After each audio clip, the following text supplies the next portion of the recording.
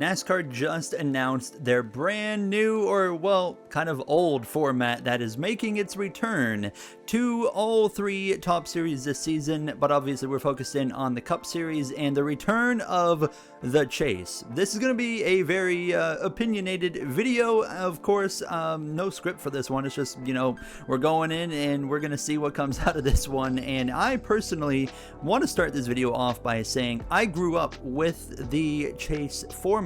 And when we had switched over into the elimination style playoff format, I was 14 years old, and I actually personally at the start was a big fan of the playoff format. And even watching Jeff Gordon, my favorite driver at the time, lose the championship because of the playoff format in 2014, I was devastated, but I still love the format, and I continued to love that format for 2015, 16, 17, 18, and I just kind of, as a young kid, ignored all the flaws that were right there in my face the entire time. Now, as years have gone on, I now, of course, despise the playoff format, and throughout all the discussions, everybody wanted, of course, a change, and many people wanted the 36 race format, and whether you like it or not, there was a lot of people that enjoy the playoff format, of course. So NASCAR went right down the middle ground, which was what I was personally asking for, was give me back the 10 race chase. Here's my tweet. Actually, this is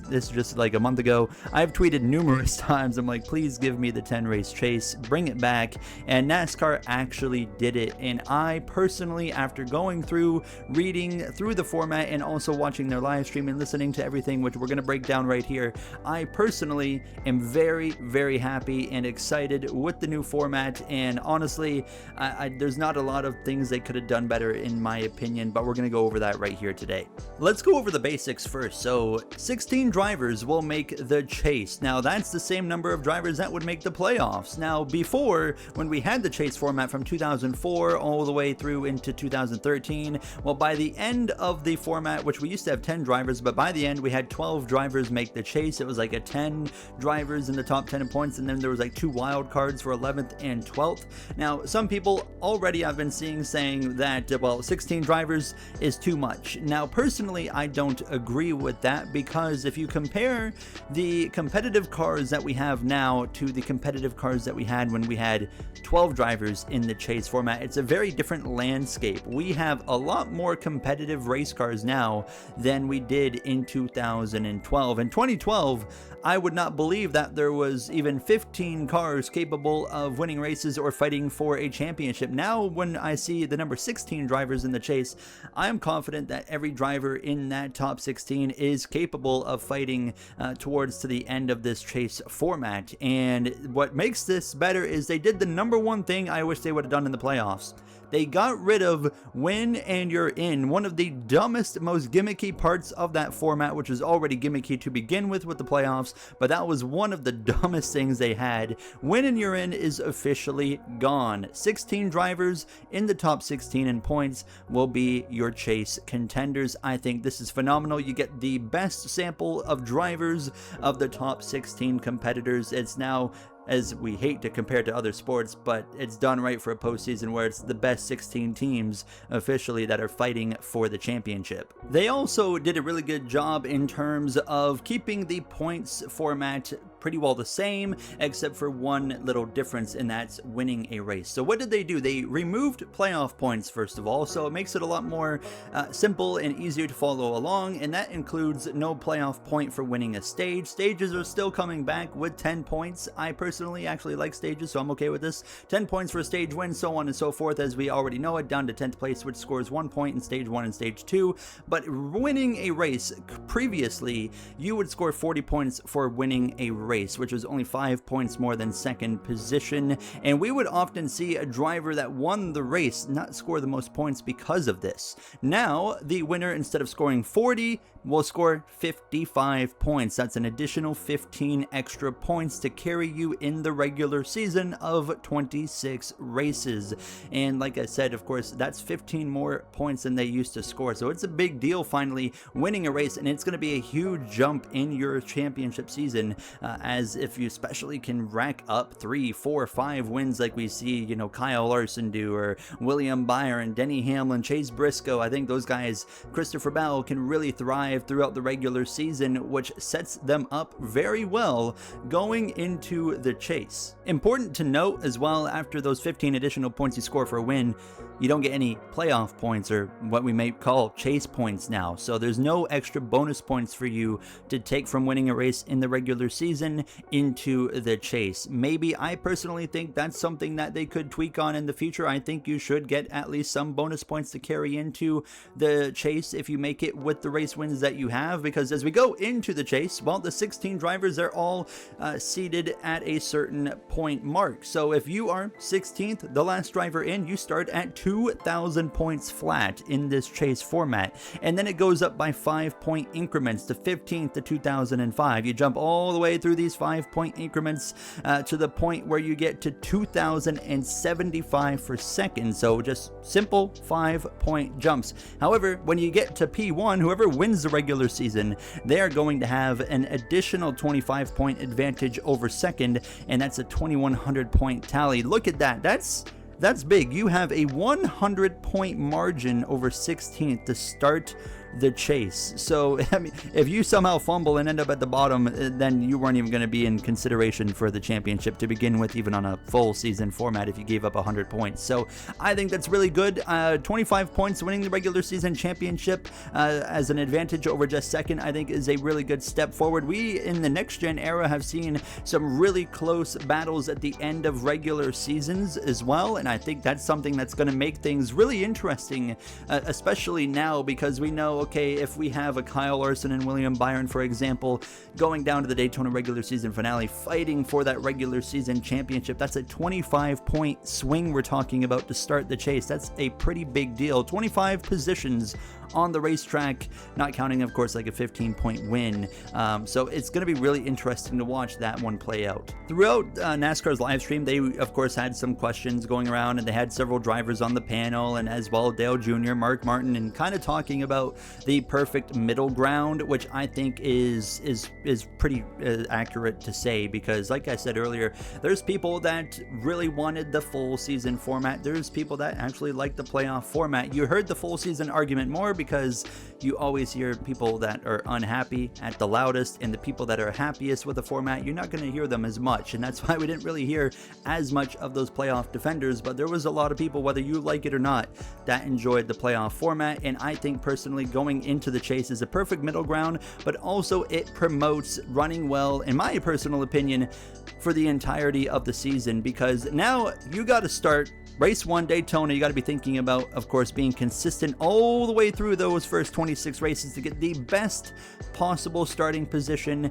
in that top 16 for the chase, because now it's, no winning you're in, no playoff points, none of that crap, and it's just straightforward. Whatever position you end the regular season in the top 16, that's where you're starting the chase. So you want to be P1 at the end of those 26 races, so you have that 25-point advantage. Now, that's a pretty big advantage over second, but it's not enough of an advantage for you to sleep on. No, okay, you were good for the first 26, but guess what? If you're going to win this championship, you got to be good for the final 10 as well. So therefore, it's a perfect middle ground to me, because a lot of people want the 36 race format where you have to be good all year to win the championship, but I don't see why you don't have to be good for 36 races to win the championship in this format. No, you're going to have to be good through the first 26 races to have the best spot possible in this format, and then you're going to have to be absolutely fantastic for those final 10 as well if you want to seal the deal. That brings us to 36 races that you're going to have to be good for. Consistency is going to be a big deal, but winning is also going to be those 15 extra points. I think it really highlights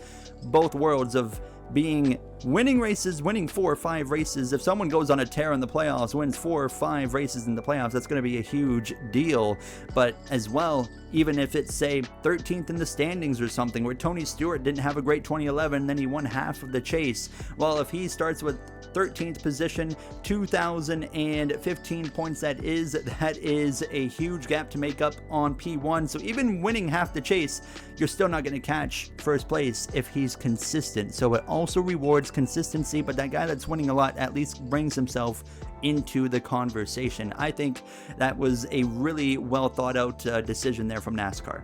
Ryan Blaney actually brought up a comment. All the drivers were actually in support of this format, but the only driver that brought up something interesting, in my opinion, was Ryan Blaney talking about the format, and I personally did not really agree with him fully, where he would mention, actually, I'll just play the clip here, where he talks about how he expects drivers might race each other a little bit differently in terms of cleaning things up and have a bit more purity in the racing. We all get grief about, you know, over aggressiveness and things like that, and sometimes you get put in these situations when it's a win and move on type scenario, and I think it's going to clean up a lot of the racing side of it and kind of get back to the purity side of it, to where it is a little bit more of not brash and a little bit more of the beautiful art form that I grew up loving. And so I am a huge fan of it. Like Chase said and all these guys said, I appreciate NASCAR for listening. Personally, I don't agree with him. I think that the playoffs, of course, when we had that format, it really shifted the narrative of how racing is in NASCAR, but it was already shifting before this playoff format. I think the playoff format just accelerated it, but you look down to other racing oval disciplines without playoffs, and they already are racing over their heads, and they're really aggressive, and they're really making silly decisions. I don't think that this format, I don't think any format would really change this at this point. I personally think that it might bring down some of the desperation moves we see. We're not going to see a Chastain style wall ride. Of course we won't, because it's banned, but you know what I'm trying to get at here. Or the Chastain Roval, just a dive bomb, dump Denny Hamlin and hope for the best. I don't think you're going to see that anymore. But what you are going to see still, in my opinion, is the issues that drivers have throughout an entire season, is someone like Carson Hocevar making some really aggressive moves, maybe knocking you out of the way, dumping you. I don't think that's going to change. That's just the name of the game in NASCAR now.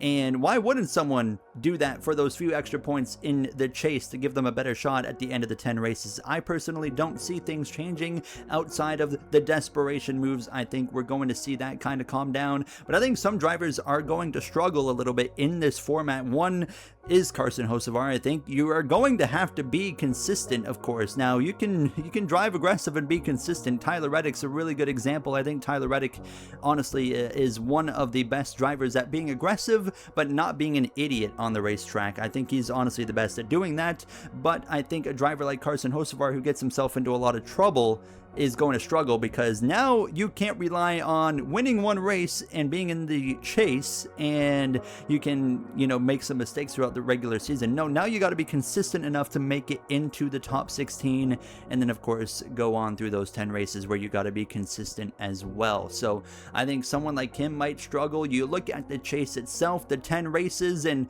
really the 26 races before that to set yourself up for the chase. Who are drivers that are going to really thrive on this format?